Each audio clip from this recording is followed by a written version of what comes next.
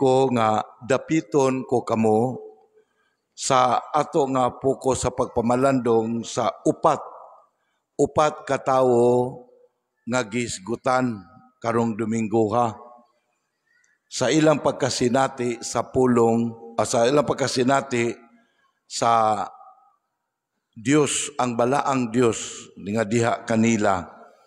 Aron nga unta pinaagi ini kita nga mga Kristiyanos karong panahona ato usab nga madayig ang kahulugan sa kinabuhi sa atong pagkabinunyagan, sa atong pagkahiusa diha ni Kristo, aron maklaro matataw nato ang atong identity as Christians, as baptized.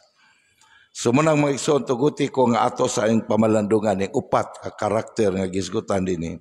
Una nga karakter, ang gisgutan sa unang pagbasa. Sa gigikutlo sa basahon ni Propeta Isaías. Atong balikon ang gihulagway. Okay ra? Gihulagwayan ta nga diha nga namatay si Hari Osias, si Propeta Isaías, nakakita siya pananawon. Nga diha siya sa atubangan sa balaan. Balaan nga Dios. Muni iyag yung nasinati. Naa siya atubangan sa balaan nga Dios. Og nakita niya nga adunay mga anghel. O dini gisgutan din sa mga kuan naglupad-lupad no. Nya kaning mga anghel nagkanta, nagsinggit unsa ilang giingon? Balaan, balaan, balaan ang Ginoo nga labing gamhanan, nalukop ang tibok yuta sa iyang himaya. Muni iyang nadungog mga igsuon. Unya, kabalo mog balaan, binsaya man eh. In English ane, holy. Holy. Ya, ato pinong santos. Mupod na siya, no? Binsaya sa Latin nga sanctus. Nasa santos. So balaan. Unya, tungod ni ini mga igsuon, nakita ni Isaías ang iyang pagkadili takos. Ningon sa iyang tubag, wa na, mamatay na ko ani ron. Nganong matay? Kaya nakita niya ang iyang pagkamaka sa sala. Ang pagkadili niya takos nga naa siya sa atubangan sa balaan. Munang iyang kalisang mga igsoon. Pero nindot kayo. Ha? Ug mao ni ang maayong balita. Kay usa ni atong mga anghel, serapin, masigitang din eh.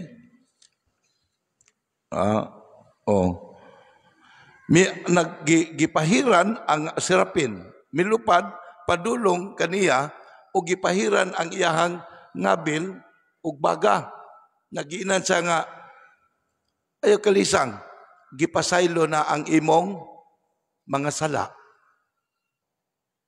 Sud mo ni ang may balita mga igsuon nga si Isaías pagkakita niya nga dili takos nga sa atubangan sa balaan, gihimo siyang takos maangayan diya sa balaan tungod sa grasya sa Dios mga igsuon. So wala na himong angayan si Isaías sa iyang kaugalingon nga pagpahimong angayan sa Dios, kundi ang grasya sa Dios mo'y naghimo kaniya nga maangayan siya. Unya, paghuman atong hitabuan, nakadungog siya niingon ang Ginoo, nangutana, kinsa may akong ipadala o kinsa man ang muadto alang kanamo. Tato pa nangutan, kinsa iyang ipadala aron nga mo'y magsangyaw kaniya. Magsangyaw kaniya sa iyang kabubuton, sa iyang dakong gugma sa katawhan.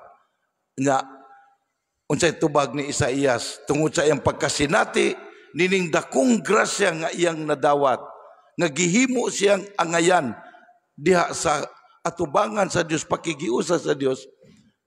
Ningon siya, ania ako. Ania ako, sugua ako. Sumunang si Propeta Isaías, nahimo siyang propeta sa Dios. Because it is God who chooses him nga mahimo siyang angayan diha sa Dios. Og mialalay si Isaías nining maong dakong grasya. Muna unang atong amguhon mga igsoon. Ikaduha, sa ikaduhang pagbasa sa sulat ni San Pablo ngadto sa taga Corinto, kisa may gisgutan dinhi nga iyang panaw sa iyang kinabuhi sa kaluwasan. Nya kini mga igsoon, gahisgot ni mahitungod ni San Pablo. Gahisgot siya sa iyang kaugalingon. Mao ni iyang gipahinumduman ang early Christians. Nya ato ni gibasa kay aron mapahinumduman putaan ni nga unsay gihisgutan ni San Pablo nga ang iyang gisangyaw ngadto sa katawhan mao ni ang ebanghelyo. Unsa nga ebanghelyo? Nga dunay tawo nga gingalag Hesus nga nagpakamatay alang kanato aron mahawas ta sa kaulipnan sa sala. So iyang gipakamatyan ta mga igsoon. Mo bitaw na nga ato gyud nadungog no. Atong Ginoong Hesus gisakit, gilansan sa krus. Unsa iyang sala? Matuoran man o sa opposite sa kamatuoran. Di ba sayop? Mga baka kapagtulunan. Kay kung magpadayon ta sa mga sayop ug baka nga pagtulunan mga igsoon, musamot og kaalaot ang atong kinabuhi. Musamot og kaalaot atong kinabuhi. Paragod karon atong panggobyerno sa Pilipinas pamangani. Naasa man na padulong. Oh. Kunya ang akap di man kuno ng kwartaha. Inyong buhis, gipanguwat sa mga tao para sa eleksyon. Musamot tagkaalaot mga igsoon kung magpabilin ta sa sayop nga pagtulunan. Because we cannot correct the mistakes sa gobyerno kung kita nga tinuod nga panggobyerno dili ta mo correct niini. That's why Christ came to witness to the truth aron nga mahawas ta. Munang giingon ni rin ni San Pablo nga si Kristo nagpakamatay alang kanato. Pero wa siya magpabilin sa lubnganan. Nabanhaw siya aron pagmatuod sa iyang gisulti ngano ta nga atong paningkamutan nga mahawas ta sa pagkabinilanggo sa kaaway sa Dios kay may padulngan dayang atong kinabuhi. Ug mauna ang kinabuhing dayon. Ug gimatuod niya na sa iyahang pagkabanaw. Ug mao ni ang maayong balita mga igsoon, the good news. Nga ang ato day mga pagpaningkamot ng kalibutan na ato mga binunghatan dili da ini makawang ini kahanaw nato sa kalibutan kay duna da ini ganti tubgan at tugbang ani ug sa kalibutan sa kinabuhing dayon ug naay gisaad nga kay mayaan nato. Nya mao ni ang gisgutan ni San Pablo nga ebanghelyo nga gisangyaw de nguman ang nabanhaw nga Kristo nagpakita ngadto kang Pedro pagmatuod aron paglig-on sa mga tinun-an. Ayaw mo kalisan, ayaw mo kahadlok sa mga pagpanglutos ning kalibutana.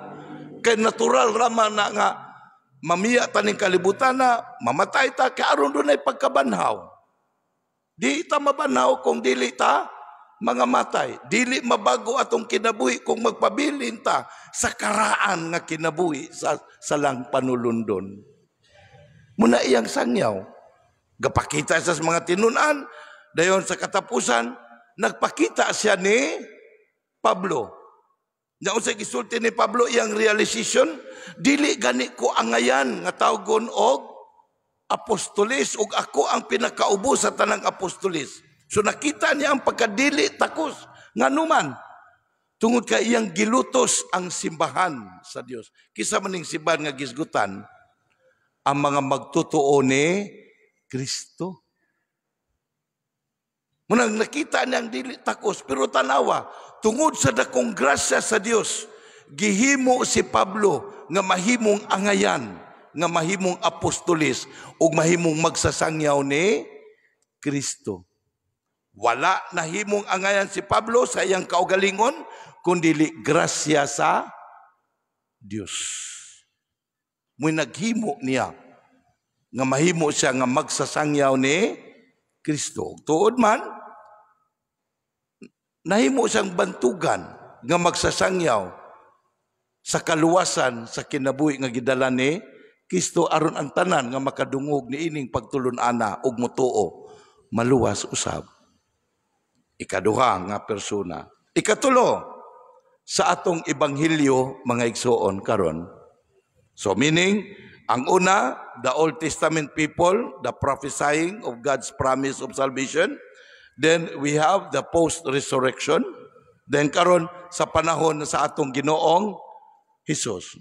Kisa may gisgutan dinhi. Adyas. Ang unang mga tinun-an ni Kristo. Atong baliko na o sa giglaguan to sa ebanghelyo. Nga sa kagayon ni ana atong Ginoong Hesus nagtudlo sa mga tawo. Nga sa iyang pagpanutawo unsa iyang gibuhat sunod.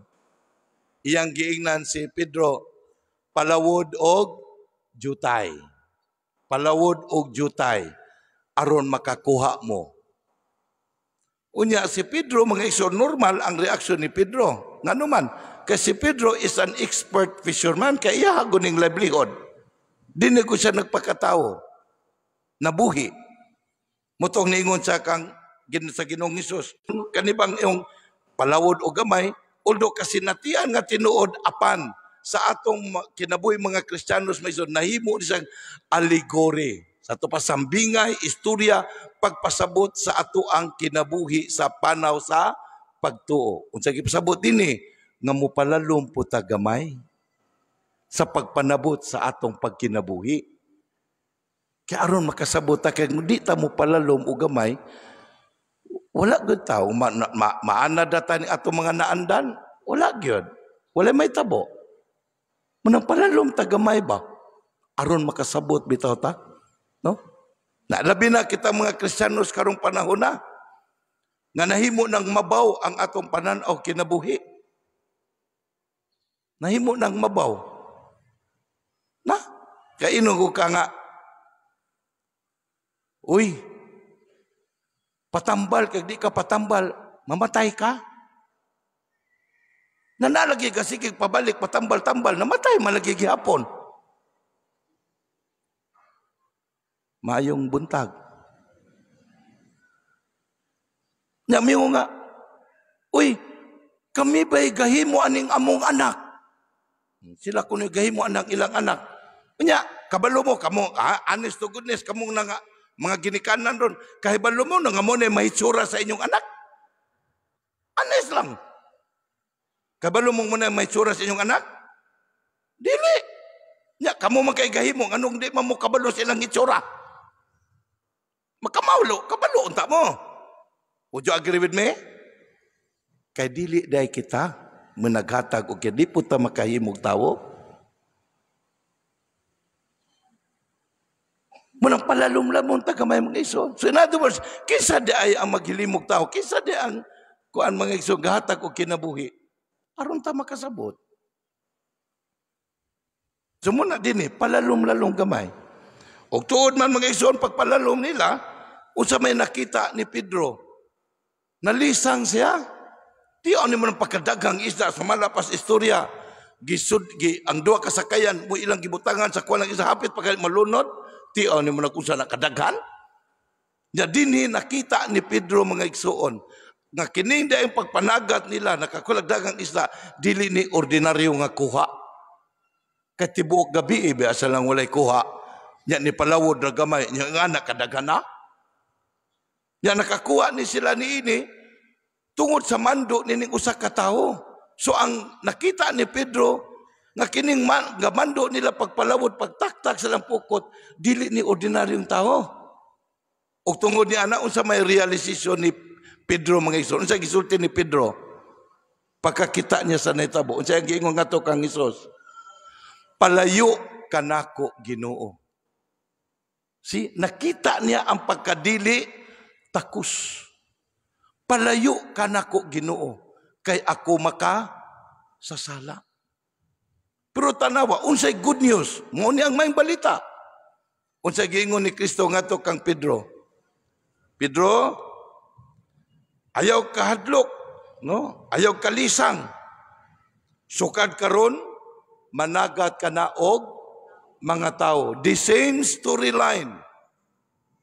Ni Isaías, ni Pablo, the same storyline. Nakita nila ang ilang pagkadili takos, apan ang grasya sa Dios mga igsuon, mo'y naghimo nga mahimo silang takos ug maangayan sa atubangan o pakiguban sa Dios. Gani, sama ni Isaías, siya gipadala aron pagsangyaw sa katauhan, mahitungod sa dakong gugma sa Dios, aron ang tanan mutuo sa Dios. Si Pablo, gisangyaw niya, kining maong dakong buhat sa Dios, ang kaluwasan diya pinaagi ni Kristo, o karon bukasyon sa mga tinunan ni Kristo. Ang pagpanagat og mga tao, meaning ang mga tao dadon ngadto sa gingharian sa Dios. Unya, nakita na to mga makasasala, pero gihimong takos sa Dios. Mao ni the same trending sa tulo ka tawo. Di ba ningon ko ganang upat? May buntag, kadumdum mo?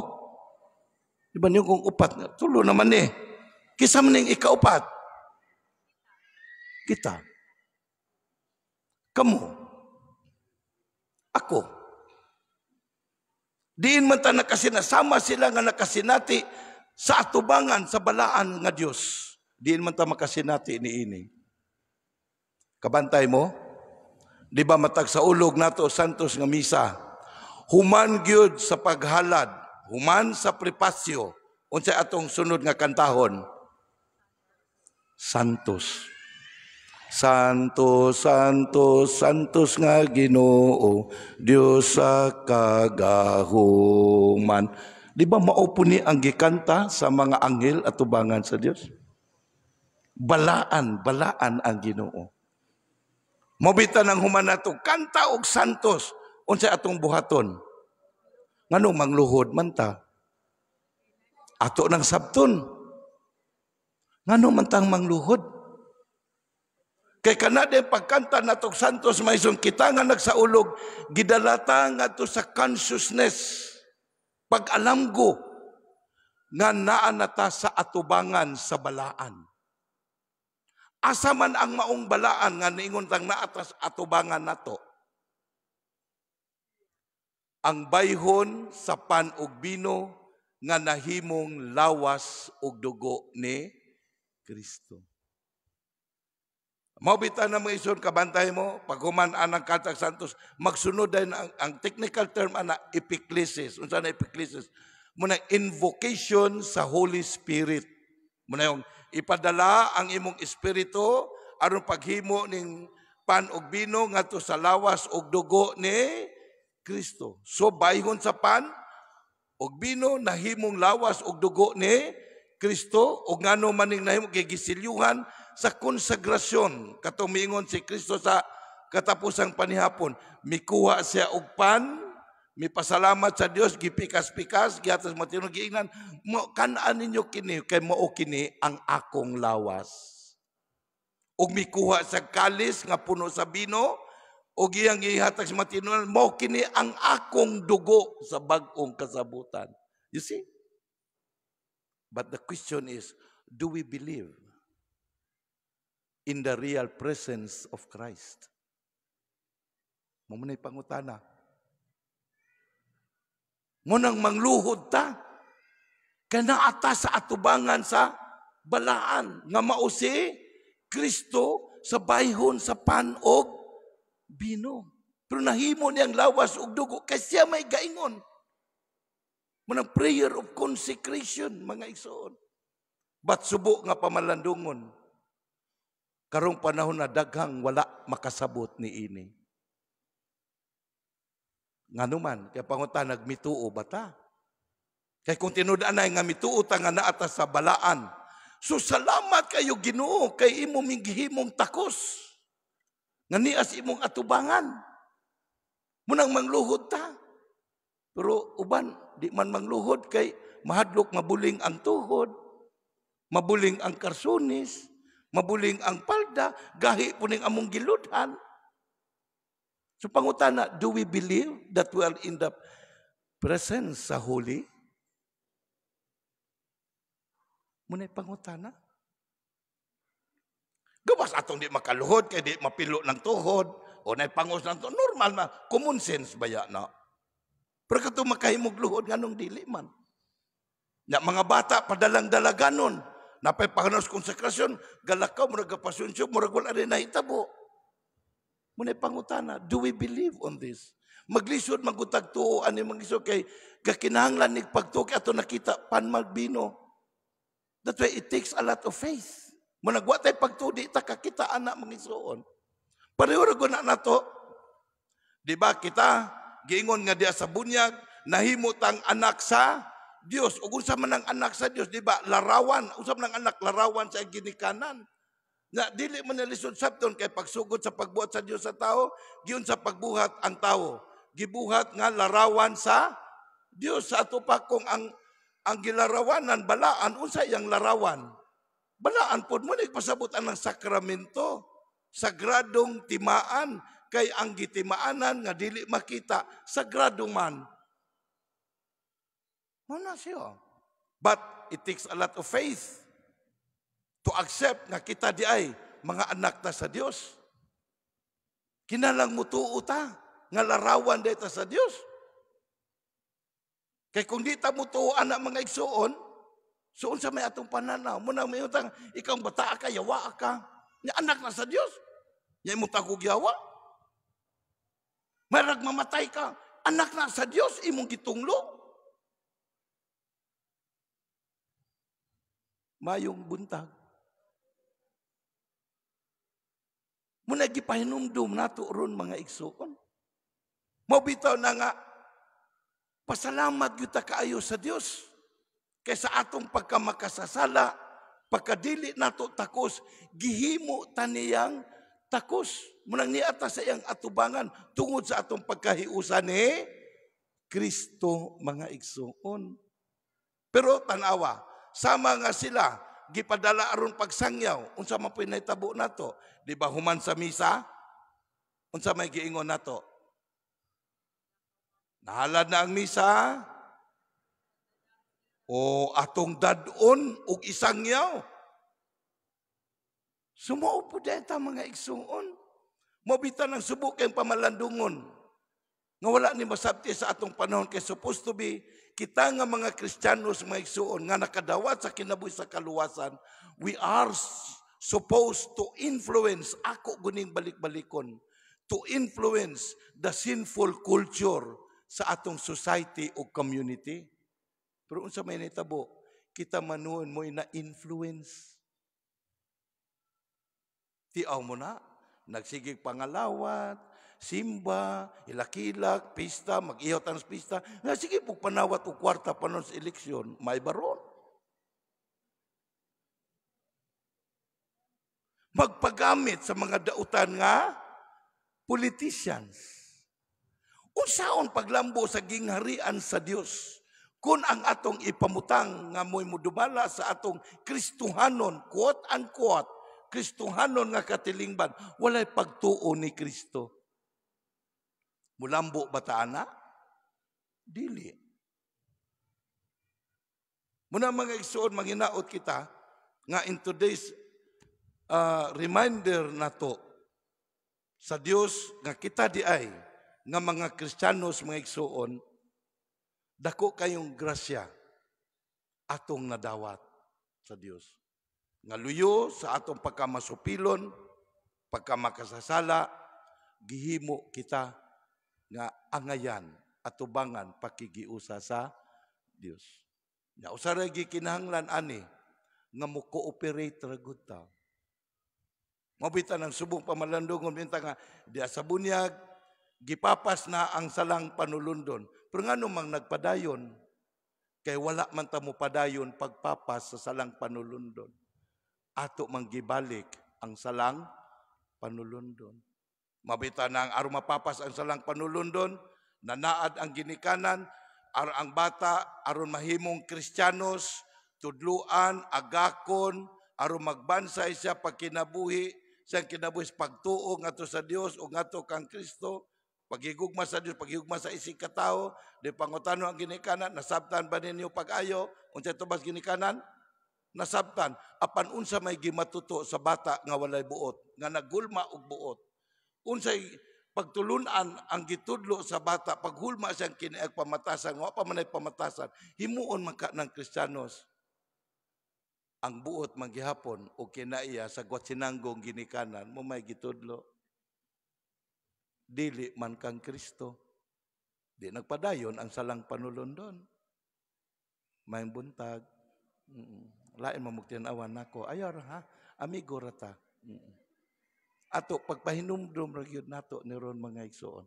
Panginaot nga sa pagpahinumdum nato diini kita nga mga Kristiyanos karong panahon na malig-on ta sa atong panaw sa kinabuhi sa kaluwasan, diha una atong lig-unon ato pagtupagsaling ato sa Dios ngadto sa atong Ginoong Hesus nga maningkamot ta pagkinabuhi sa pagtulunan sa nga gitudlo sa atong Ginoong Hesus, panginaot nga pinaagi nining mao nga pakigbisog nato sa kinabuhi sa kaluwasan, maato unta ang gisaad nga ganti nga Pinoy-anan o gisaad kanatong tanan ang Pinoy-anan sa langit sa kinabuhing dayon. Amen.